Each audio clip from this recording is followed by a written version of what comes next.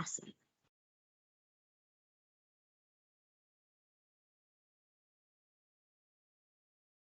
You're not hearing it.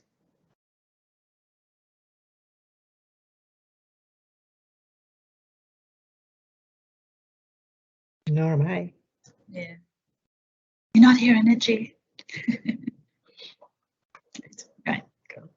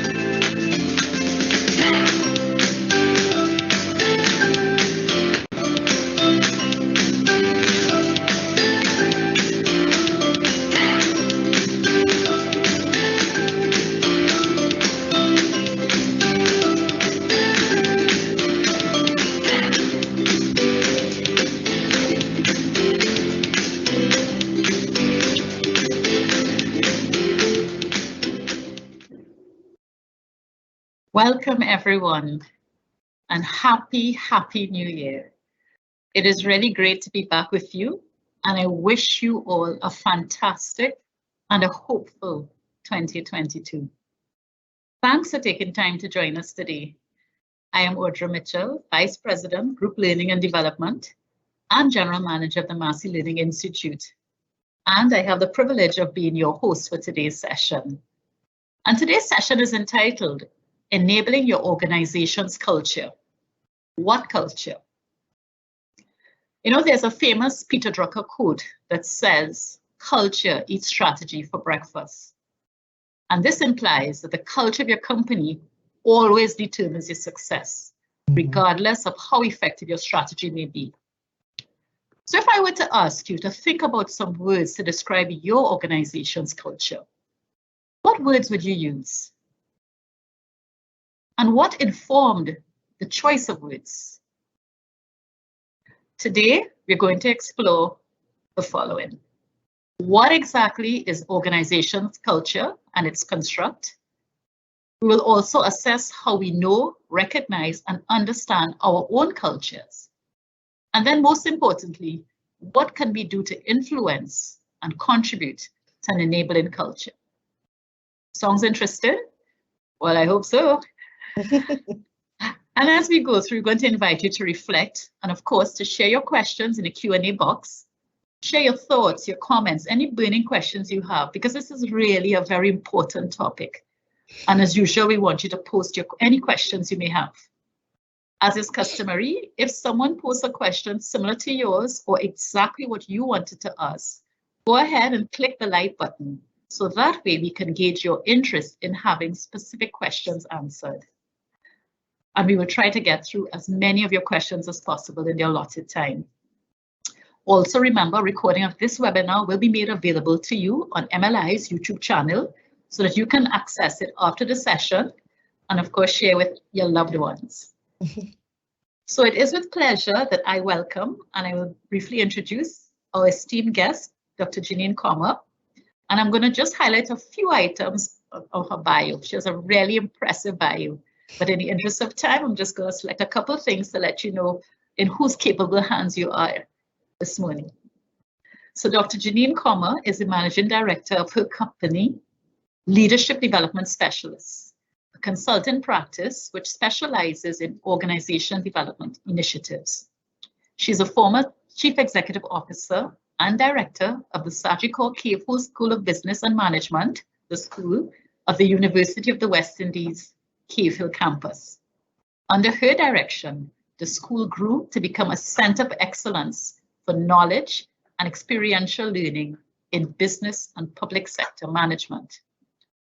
Dr. Comer's leadership has successfully equipped over 7,000 regional executives and managers with the knowledge and tools necessary to achieve their professional goals and enhance organization performance. She's a graduate of the George Washington University, Washington, D.C., where she obtained a doctorate in education and a Master of Arts in adult learning, as well as the University of the Virgin Islands with a Bachelor of Arts in business management. There's so much more I can share about Dr. Comer, and I'm sure that as she goes through her presentation, she will share some more about herself. So without further ado, Dr. Comer, welcome and over to you. Thank you. Thank you, Ms. Mitchell, and good morning to everyone, and Happy New Year as well to everyone throughout the region.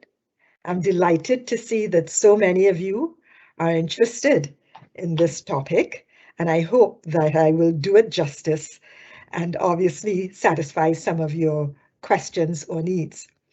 Thank you to the Learning Institute, Massey Learning Institute, to Ms. Mitchell, and to Dawn for inviting me to participate on this webinar. And I was just saying to Ms. Mitchell that I must congratulate her, her team, and the Massey Group for the initiative of founding the Institute. And I think that it seems to be doing amazing things throughout the region. And thank you for allowing me to be a part of it. So for this morning's session, Ms. Mitchell has already highlighted my objectives. So what I will do now is share with you some points that I am going to address as we go through the presentation. So yes, enabling your organization's culture, and the big question, what culture? And I must repeat the phrase that Ms. Mitchell stated a little earlier on, that culture could eat strategy for breakfast. And that is exactly why I wanted to talk about it. Because as I look around the region, and I'm talking more from a regional perspective, although I live in Barbados, I am a Vincentian, a Trinidadian, and a Barbadian, and I lived in 5 Caribbean countries. I have worked extensively throughout the Caribbean region, and I think I understand the cultures of several Caribbean countries. But one thing I would say is that in large measure, there are lots more similarities than we want to acknowledge. We tend to look at the differences, and that's okay too. It's important for us to understand the differences because we want to understand what are the nuances that drive other persons. But we don't want to concentrate on them in a negative context, but we want to look at it as an enabling and positive context. So the first thing I want to address is the whole issue of what is organizational culture? And I'm saying it is a system of shared values, beliefs, and assumptions that employees have. They govern how we behave in organizations.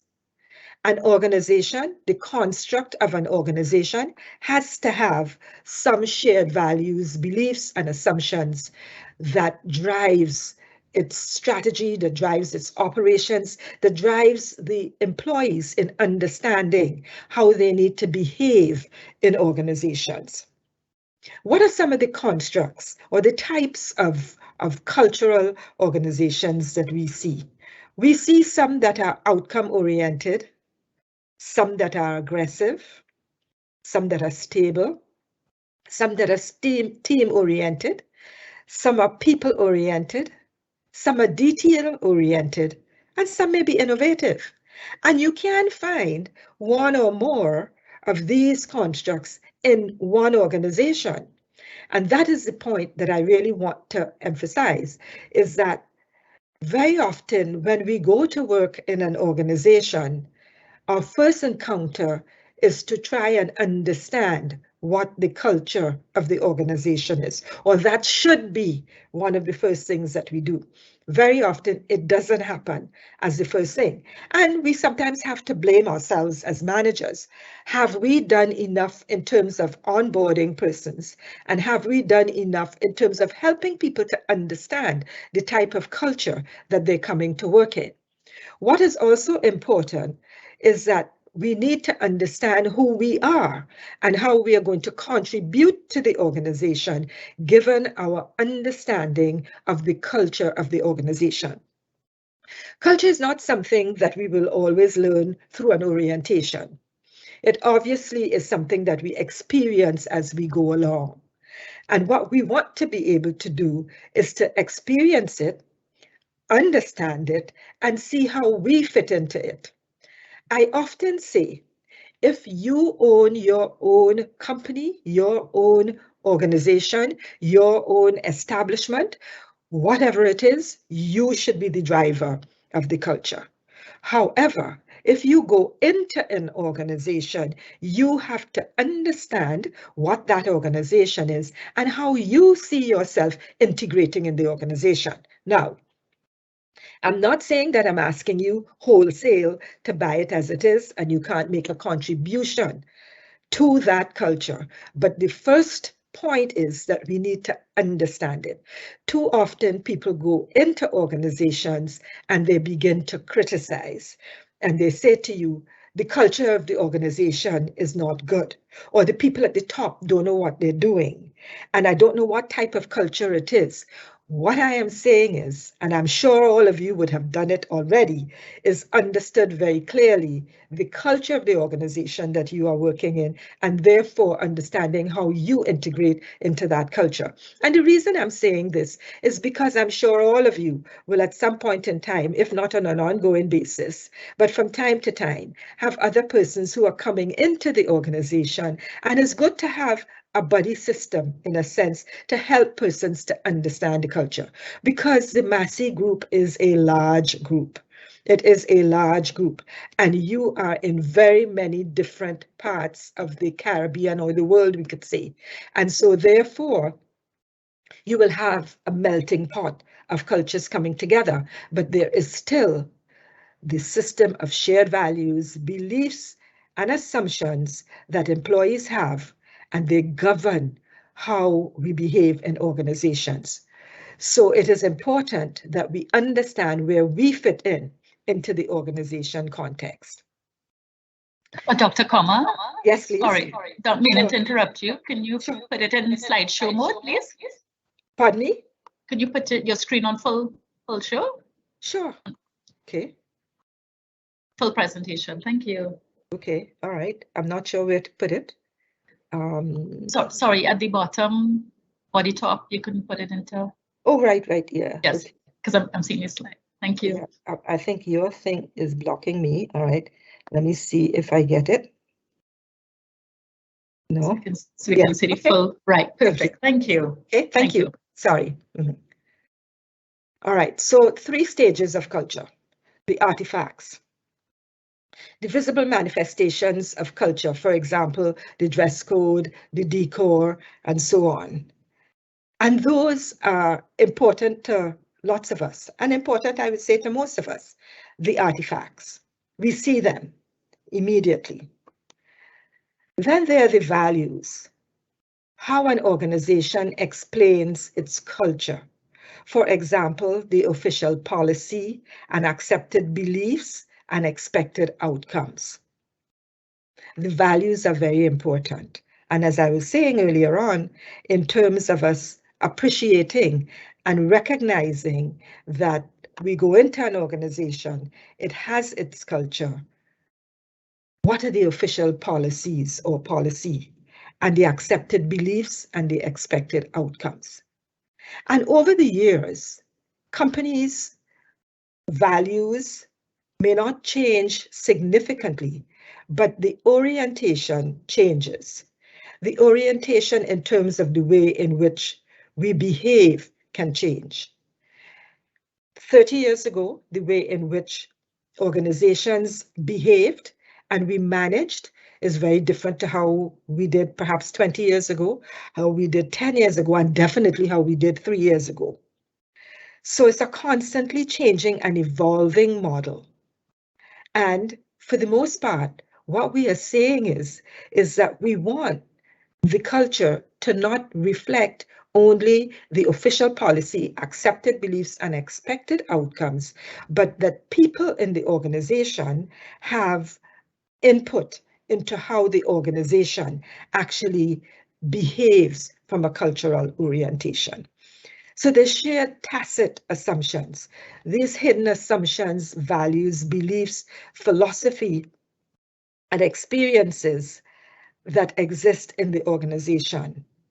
And very often, these shared tacit assumptions, we say the hidden assumptions, the values, beliefs, philosophy, experiences, they're not widely known, but they are sometimes destructive because there could be forces working against what the official policy and accepted beliefs and expected outcomes are. And this is the juncture in which we say that it's important for us as a part of an organization not to be confronting about what the policies and accepted beliefs and expected outcomes are, but if you feel that there are ways that they can be improved to be more encompassing of what the wider community sees as imperative, then it is important for us to say so and not just allow things to be submerged, but be quietly boiling and resisting the values of the organization as they exist. So which comes first, organizational culture or performance? Culture in an organization determines how well or poorly employees perform, their engagement at work, and the company's bottom line. Successful organizations have a culture of firmly held and widely shared set of beliefs supported by strategy and structure. The benefits of this is that employees know how top management wants them to respond at any situation. Employees believe the expected response is the proper one, and employees know they will be rewarded for demonstrating the organization's values. So, okay, you're saying, all right, Jeanine, you want me to be a yes person? No, I'm not saying I want you to be a yes person. What I'm saying to you is, we all know, and we need to recognize even more importantly, that culture in an organization determines how well or poorly employees perform, their engagement at work, and the company's bottom line. That is the primary point I want to make. If people are not engaged at work, it can affect the company's bottom line. Why? We know, we have seen it in very many organizations. There is more time spent moaning and groaning about the way in which things are being done here and not necessarily trying to help to see how we can help things to be different and better, to engage work, to help us to ensure that the company is achieving its bottom line. When we look at the public service, and I like to use the public service sometimes as an example, we wonder at times if, and let me talk specifically about the public service in Barbados. And so for my colleagues in the audience who are from Barbados, this is not intended to be a criticism, but more an observation. It is an observation to say that very often when we look at the public sector, we seem to feel that people are disjointed and disconnected. If you go into one ministry, sometimes the right hand doesn't know what the left hand seems to be doing. And you see employees, sometimes some could be busily working, others may not be. And their engagement at work can affect the output of the ministry. Let me give you a little example. A couple of years ago, there was a minister who was recounting his experience in a ministry. And he said that he had gone into this ministry and met a number of the staff. It was his first sort of walk around in the ministry. And he asked for a person by name. And they said that this person was not there. And he said, well, doesn't she work here? And this is like 10 o'clock in the morning. And they said, yes, but she's gone off on break. And he said, okay, he will catch up with her another time. Subsequently, he met her somewhere and he said, oh, I passed by your office and they told me you were not there, you had gone on a break. She said, yes. Yeah, I go in at 8:30 in the morning. I clock in. I leave at about 10 and I go on a coffee break. I come back at 11. I go at 12:30 for lunch. I come back at 1:30 and at 3 o'clock I leave to go and pick up my children. Now, we know that that can't happen in the private sector. We know it does not happen at the Massey Group. But the point I'm really making here, or attempting to make, is that that person clearly is not engaged at work. And that person, therefore, is also affecting other people because other people are looking at the way that person is performing and saying that this person does not work. And how does that affect the performance of the ministry or the department that that person is engaged in? So I'm basically saying that the organization culture really helps to drive performance, because what we are hoping is that we continue to have engaged persons. And if we feel we are not engaged, we need to be honest with ourselves. If we feel that we're not engaged, if we feel that the culture is in some way stifling us or we don't understand it, or that we feel that there's something else that needs to happen, we need to talk to someone in the organization who can help us.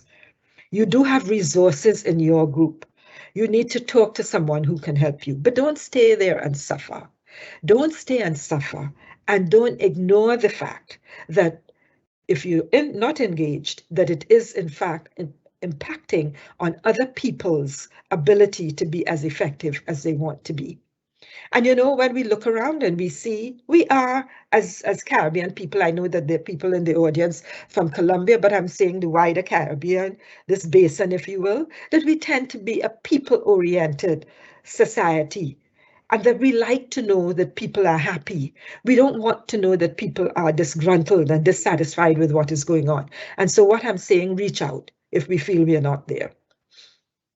A Gallop study looked at the relationship between culture and performance. It says highly engaged business units achieve a 10% increase in customer metrics and a 20% increase in sales. Now, this is significant. Highly engaged business units achieve a 10% increase in customer metrics and 20% increase in sales.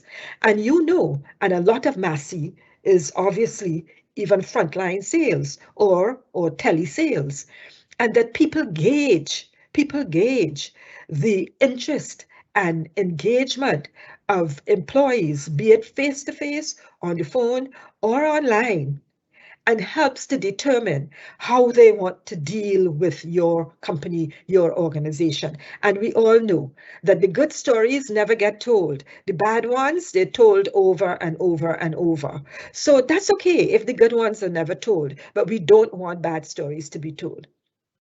Further evidence indicates that an engaged culture improves performance. An engaged culture improves performance. The more we have persons in the organization who are engaged and who feel a passion about coming to work on a daily basis, And particularly in some jurisdictions like Trinidad and Jamaica, where I know people leave home at 5:30 in the morning to get to work and to get in early to beat the traffic. Well, particularly when we had lots of traffic before COVID, I know some jurisdictions still have lots of traffic, but you got to get there. Is that passion to get in, to be a part of it, demonstrate it. Let it be infectious. It's okay. Let other people feel your gaiety about being in the organization. That's a very positive thing. Gallup also suggests that the relationship between engagement and performance at the business or the work unit level is substantial. As I was saying just now, it is a substantial point. The importance of corporate culture. Corporate culture drives innovation, employee development, and retention, ultimately driving the organization towards its goals. Corporate culture drives innovation. We are in an innovative era now. We are not doing things the same way we did them yesterday, and tomorrow we're going to be doing them different again. And change is rapid. Innovation is rapid. We need to buy in. And I keep saying all the time, if we don't feel that we can make the contribution that the organization is expecting of us, then we need to do something about ourselves, because we need to help to enable the culture of the organization. And so the corporate culture drives innovation, employee development, and retention, ultimately driving the organization towards its goals. 94% of executives and 88% of employees believe a distinct workplace culture is vital to business success. And I'm sure for all of you in the audience, you will agree with that. And I'll talk a little bit about the executives and the leadership in a little while.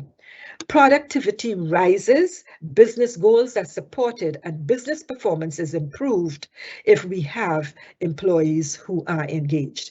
And one of the things that creates disengagement is the disconnect or the buy-in or the support of the culture.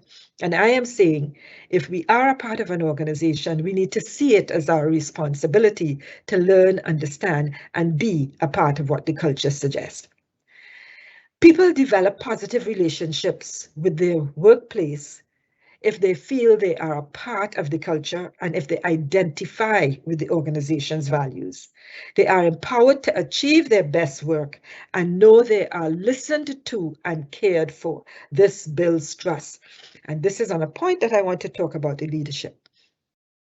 For those of us who are supervisors, managers, VPs, any role where you supervise persons, you are in a leadership role. I also talk to leadership in the context of the individual taking personal responsibility for his or her own leadership. But I am talking about those of us who supervise or have people as our direct reports.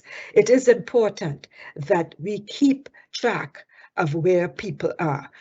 Don't talk about Jeanine being disengaged to Audra, but don't talk to Jeanine about her apparent disengagement.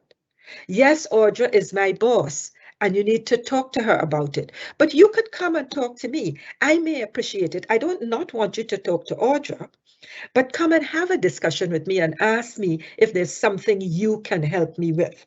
Because one of the things that we know as well with regard to culture is it is infectious. It is infectious from the point, negatively as well as positively, from the point of view that if you see me, and this is a Bajan word or a Bajan term, I don't know if you use it in other countries, but if you see me sitting around looking sour and you're not saying anything to me, you are not helping me, you or the organization or the department.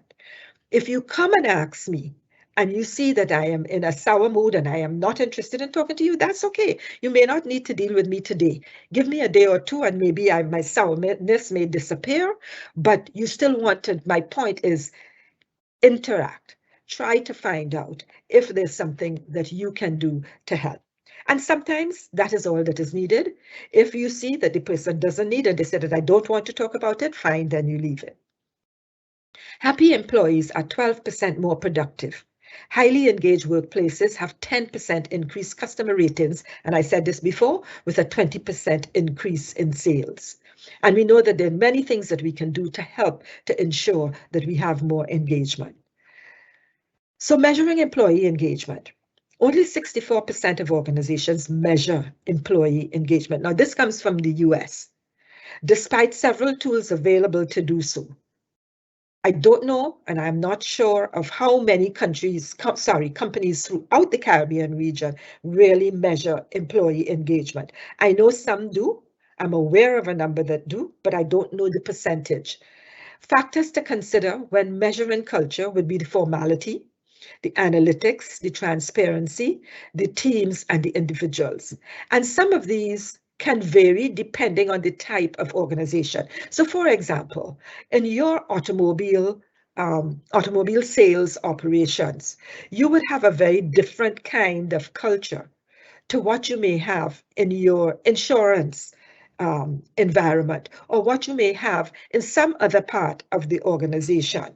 So while we're saying these are the areas, the factors that could be considered, there may be other factors that are useful to consider if you do not now do it. Ms. Mitchell, do you measure employee engagement? You do. Okay, fair enough. And do you use some of these factors? Do you use some of these factors? Yes, okay, right. All right, thank you. Okay. Performance tracking is another one, innovation, frugality, humor, conformity. And we're saying, are you ready to use these metrics to measure culture, to take your organization to the next level? Well, the fact that the Massey Group is already measuring your employee engagement, which is a very good thing, then perhaps you are seeing where you are and you can make the necessary improvements, if you will, to help to ensure that the entire organization or a larger percentage of the organization has an employee engaged culture and orientation. So 10 things to help inspire character and build community. And I like to use the word community, and it is a very well known. We talk about communities all the time, but for those of you who would have gone to the University of the West Indies, you may have received your degrees at graduation from Sir Sridhar Ramphal, who is a retired chancellor of the university, and he always referred to every audience as a community. And it is something that I took away from him. So what we need to do to inspire character and build community in our organization is to greet people with purpose and meaning.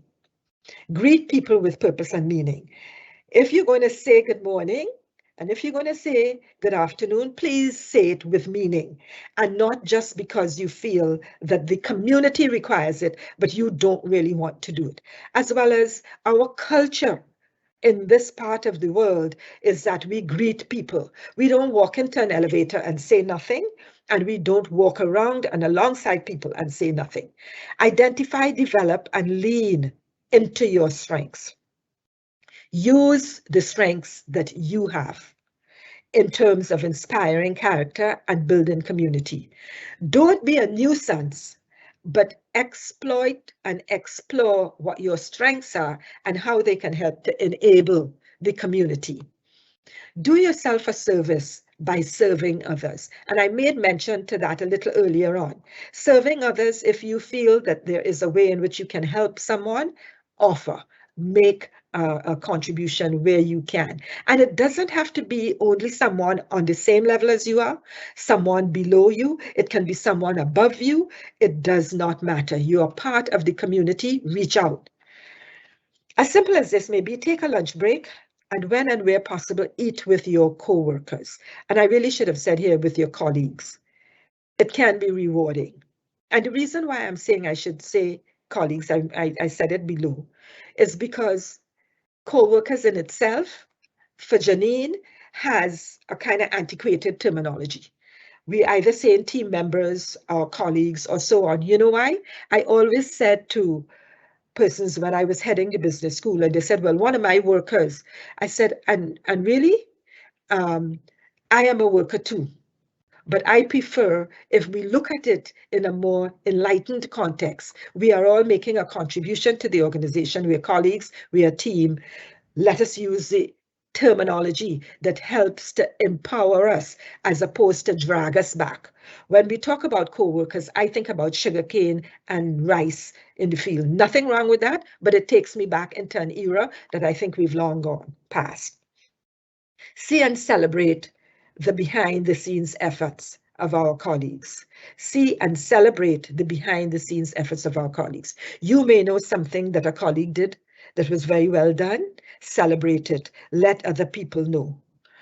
Don't keep them as deep, dark secrets because they're not secrets. People feel good if you acknowledge them. And that is a significant piece of ensuring that our culture is supportive of each other. Take your work seriously, but do not take yourselves too seriously. Find fun. Find fun and infuse in the day and the work week and month. Find things that are fun. Think of how they can contribute, but don't take yourself so seriously. And I must say that Trinidadians are very good at doing that. And I have to applaud Trinidadians for doing that. Some of the rest of us tend to take ourselves very seriously, and that's okay too. It's okay, but let us try to lighten up where and when we can, and don't try to feel that because in one jurisdiction we may be a little bit more serious than others, that we need to try and mimic what the others are. What we want to do is to be true to ourselves. Leadership teams must make every effort to lead with their humanity, so as to help persons to understand their decisions and the direction of the organization. Lead with your humanity. We are all, I think, at least over 18, so we are all adults. And so we need to talk to persons as they are adults and not see them as if we are dealing with juniors. Don't talk about the junior in my department. They are not a junior. They're your colleague, they're your teammate. Take time to retreat outside of the office today, and it can be done virtually as well. And on Fridays or Saturdays, I know you do, you change your outfits and also encourage lunch and learns and so on, after hours games. I know that your group does that very well. Continue to do it. It helps to build the community. And it's important to say goodbye as well as say hello, because they matter to us and we do to them. In other words, when people leave the organization, and I know your organization does this very well, say goodbye in as dynamic and purposeful way as you did when they were coming in and you said hello, because they meant a lot to us when they were there. They still matter to us, and you want, and they, as far as they're concerned, we still matter to them. It's important to let people have a good feeling that they left the organization. Why? They go out into the wider community and talk about what wonderful times they had and the send-off that they would have had. As simple as it may be, whether you give them a recliner, a clock, or a watch, it doesn't matter. That is not what's important. It is the how you made them feel. You remember what Maya Angelou said. So I'm saying to you, as I wind up, be the champion of your culture. For leaders, you must lead and inspire. And I've already defined what I talk about in terms of leaders. Involve all persons, not the select few. Chart clear guidelines and be consistent. Colleagues, participate in the process. If you are in the organization, be a part of the organization, not a bystander, not an onlooker. Seek outlets to be involved for your benefit and the benefit of the organization. And I want to close by sharing with you something that comes from a book that's called Please Understand Me by Marilyn Bates and David Kersey. And it really talks to embracing diversity. It's called Different Drums and Different Drummers. If I do not want what you want, please try not to tell me that my want is wrong. Or if I believe other than you, at least pause before you correct my view. Or if my emotion is less than yours or more, given the same circumstances, try not to ask me to feel more strongly or weakly. Or yet, If I act or fail to act in the manner of your design for action, let me be me. I do not, for the moment at least, ask you to understand me. This will come only when you are willing to give up changing me into a copy of you. I may be your spouse, your parent, your offspring, your friend, or your colleague. If you will allow me any of my own wants or emotions or beliefs or actions, then you open yourself so that someday these ways of mine might not seem so wrong and might finally appear to you as right for me. Not that you embrace my ways as right for you, but that you are no longer irritated or disappointed with me for my seeming waywardness. And in understanding me, you might come to prize my differences from you, and far from seeking to change me, preserve and even nurture those differences. Different drums and different drummers. Thank you, ladies and gentlemen. Thank you. You're welcome. Thank you, Dr. Kuma. You're welcome. I'm trying to come off of here. Thank you. I mean, these were really very powerful nuggets, based on the experience, the statistics, the book, I made note of it, different drums for different drummers. Just in that little excerpt you shared, I intend to read it. I want to get that book and read it because it is a really good book in that context. Yes. Yeah. Yes. Okay, so I'm here. Thank you for that. So what we're going to do now is that I'm going to place you in Renee's capable hands, Renee, our moderator, and Renee will take you through the Q&A session. Sure. Thank you. Good morning, everyone. Thank you so much, Audra. Thank you so much, Dr. Palmer. So our first question this morning is from an anonymous person. Okay. What if there is no trust amongst colleagues? How do you really build culture, bond, and have fruitful relationships? If there's no trust among colleagues? Yes. Yes. Okay. How do you build? Sorry, I didn't hear the second part, Renee. Okay, no problem. What if there is no trust amongst colleagues? How do you really build culture, bond, and have fruitful relationships? Okay. Well, my first point would be, if there is no trust, or if the person assumes that there is no trust, then what there is a need to recognize is that you almost want to deal at the level of where what you are engaging your employees with. And it's very difficult not to understand what they mean by no trust. But it would be, I would say, to try to circumvent incidences or issues that would have to magnify if there is trust or lack of trust. So in other words, I am saying we tend to, in a very blanket context, say, I don't trust people. Why do we not trust people? Have we had experiences, repeated experiences, that suggest that things are not being held in a way that you feel are trustworthy? I would suggest that you talk, engage the person or persons, if you believe, not in a confrontational way. The problem with us very often is that we make assumptions, or we determine analysis of a situation, but we do not try to find out if it exists, why it exists, and how it exists, and how it perhaps can be changed.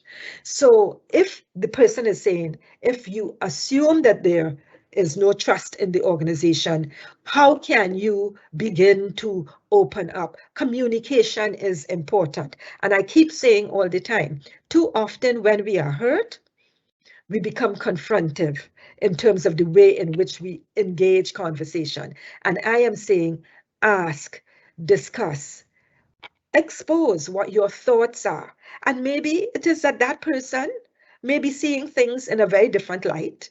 Remember what I just said? They may be seeing things in a very different light and assuming that there's no trust. It may be the way other people may be behaving, that they are interpreting it as no trust. So without really getting to the root of what is there, then yes, you can't build culture, or you can't contribute more meaningfully to the culture. But the only way you can do that is not by keeping it locked away in a treasure trove But by putting it on the table and starting to talk about it, what is it? Even in small groups, not in a whizzy kind of thing, because we tend to do that too often. In the region, we go in a corner and talk to one and go in the corner and talk to the other. Let us talk to our leaders and say, I would like to put this on the table. You may not be loved, but it may help the department, the unit further going forward. Okay, great. Thank you. I have a good follow-on question here. Mm-hmm. What if our employee engagement survey actually confirms that there is lack of trust? Well, then that would be up for Ms. Mitchell and her team to begin to do things, particularly with the executives and seniors. And well, let me ask, when you discovered that the metrics show low quotients on a given area, what is the process in terms of dealing with it, Ms. Mitchell? Yeah, so Dr. Kuma, usually, because we are group-wide, first of all, the surveys are done by company, of course, and by territory. So then the leadership team, in conjunction with HR, would normally do focus groups, and a particular survey that we use actually also helps to suggest some strategies we can use. But it's normally enabling focus groups and discussions and teams drilling down with their leaders, drilling down with their teams to find out what's at play. Okay, so it goes back to the point I made earlier on, the communication. Yes. Putting it on the table and looking at what the factors are and seeing how it could be addressed and resolved. Now, excuse me, thank you, Ms. Mitchell. The important thing is that Rome was not built in a day. Yes, that's an old time saying. And especially trust. Trust is not something that we can rebuild or build in a day. But what we have to admit is that persons who feel affected by a lack of trust must be willing, if you go through the process, some of what Ms. Mitchell just said and some of what I may have said before, is to see things from a different perspective. One of the things that hampers cultures in organizations is that we hold on to our own beliefs, our own shared perspectives, and not wanting to embrace what the wider community is asking us to also embrace. As I said in one of the pieces I said earlier on, if it's your own operation, fine. But if you are a larger part of a community, you have to make some decisions about how you will help to enable a more successful culture in your organization. Yes, Renee? Okay, excellent. Thank you so much. Moving on to our next question, also from an anonymous person. Some persons think it is always HR's role to build culture and engagement. What role does the management team play here, and how can it be reinforced? Okay, and I said it earlier on in the presentation, but I'll repeat it again. And it is not HR's, well, HR is an enabler in an organization. Too often, people see HR to solve every problem that everybody has, and that is not the role of HR. People have to be, and I am saying, I talked about leadership, I talk about the obvious leadership in the organization, as the organization chart defines, and leadership that individuals need to take in terms of their own responsibility to contribute to the organization. And so in terms of building the culture, the leaders, the HR, along with probably the Learning Institute, along with other departments, may help to strengthen the policies and the constructs of the organizational culture. But in terms of building the culture, it's everybody's responsibility. Once it is diffused, this is what the culture is. This is what the panoramic culture ought to be. I am saying we enable the culture by taking responsibility. Not expecting HR, not expecting the Learning Institute, not expecting corporate governance, not expecting accounting. Those are not, that is not the way that we build culture. We build culture by every single person in the organization making a valid contribution in the way in which they behave, the way in which they communicate, the way in which they dress, the way in which they carry on the values of the organization. Please don't burden HR with yet another responsibility that really is yours as an individual. I love that. Thank you so much. You're welcome. Moving along nicely, we have another question here. Sometimes the practice is the manager may skip lunch as their personal health choice and expect that you may do the same. and make comments when the employees are indeed on lunch, like, do you need that long to eat? But in our fast-paced environment, the lunch break is a time needed to catch our breath. How can we get them to understand this? Well, the way to get them to understand is to explain.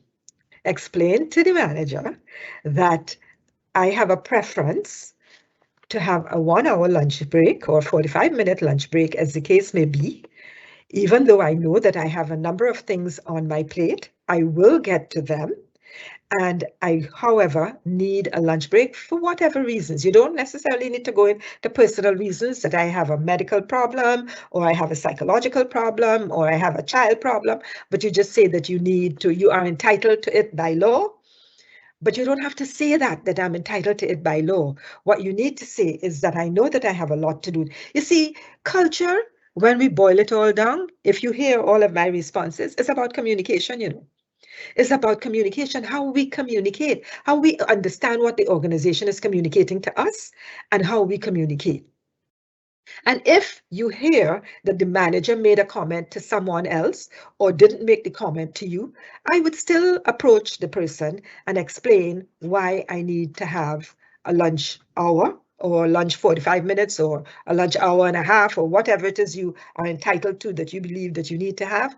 But don't just let it go on the side and then keep it stored up and saying that they're always saying negative things or they're whizzy in when I am not around, because that is how we thrive. Our Caribbean culture is the whizzy in, and I'm asking us to leave the whizzy in outside.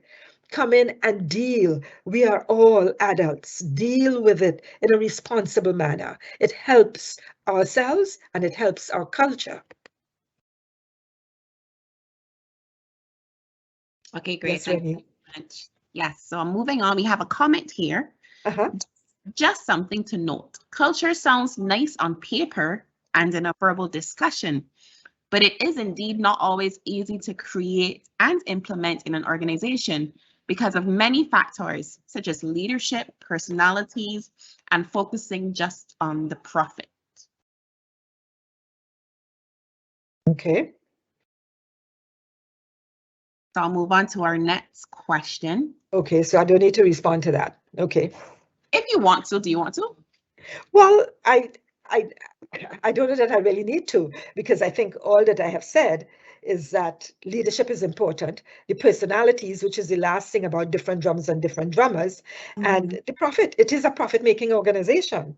It's not the Salvation Army, and there's nothing wrong with the Salvation Army. But I think we need to be realistic. Too often, we feel that companies want to make too much profit, but yet the community, the wider community, looks to these same profit-making companies to help to build resources and to do things to our benefit. The schools look for the support, the hospitals look for our support, all kinds of agencies look to the same profit-making organizations to contribute to help it. And so it is not only about leadership, personalities, and profit. And that is why I'm saying in this session, what I hope that I would have left is that it is everyone's responsibility in terms of helping to build the culture. Communication is a critical piece. We have to learn to share what we see as enablers or disenablers to help our organization to grow and develop a stronger culture than what it has. Your organization, the Massey Group, already has a very strong culture.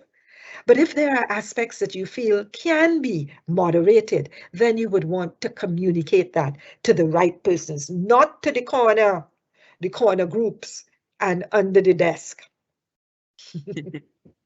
I like that. All right, thank you so much. All right, moving on to our next one. As CEO, what were some challenges you experienced in setting the type of culture you wanted? That's a very good question. I mean, all of the questions were very good questions, but it gives me an opportunity to share an example.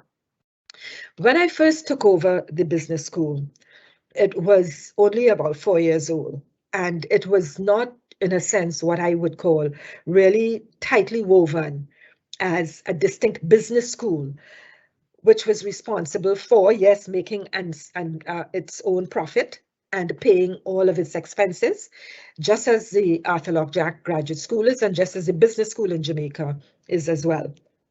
is that we are a part, and I say we because I'm now the chairman of the board of the same said business school, is that we are a part of the university, but you are a separate business.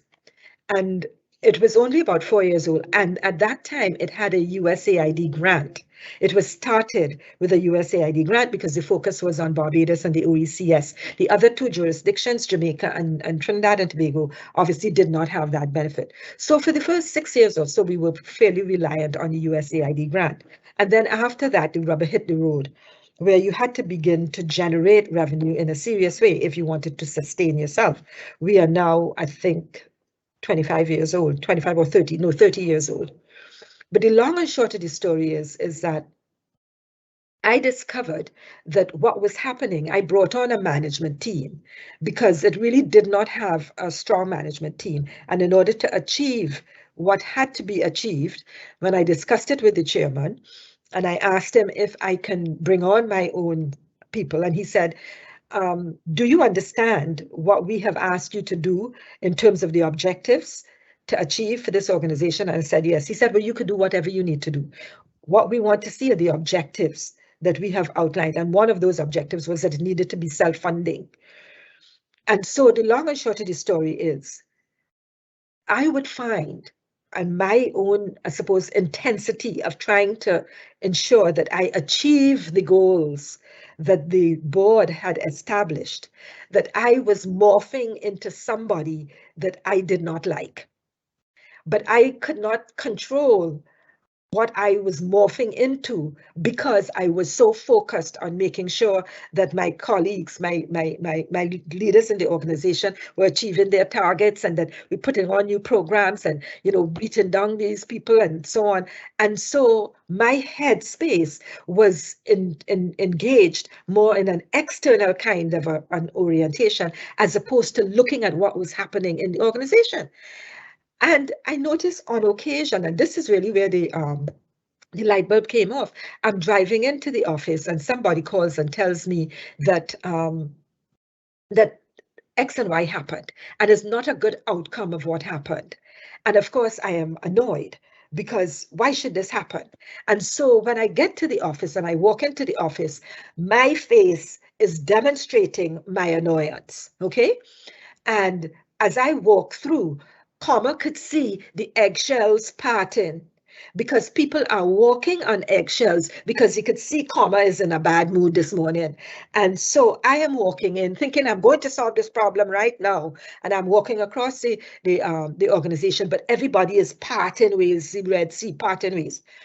And after this happened about 2 or 3 times, I said to my colleagues, I said, you notice this happens? And they said, yes, Jeanine, you don't know, you don't realize this happens. And then the whole office, everybody just, you know, they're tipping toeing around everything. I said, no, this can't be right. This cannot be right.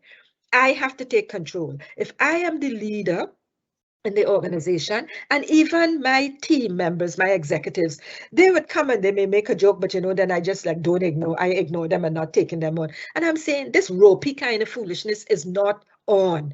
You are stifling the culture of the organization as opposed to enabling it.